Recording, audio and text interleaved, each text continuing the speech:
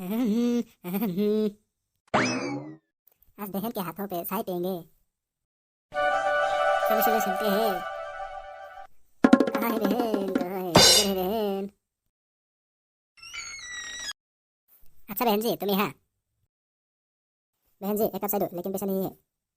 अरे तुम तो जबरदस्ती करते हो। ठीक है, लेकिन एक शर्त पर। कौन सी शर्त? तुम मेरे लिए एक चाय की दुकान लाओ।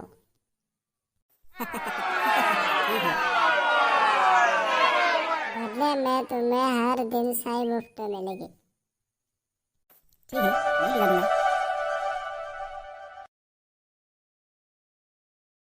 ये आपकी चाय दुकान।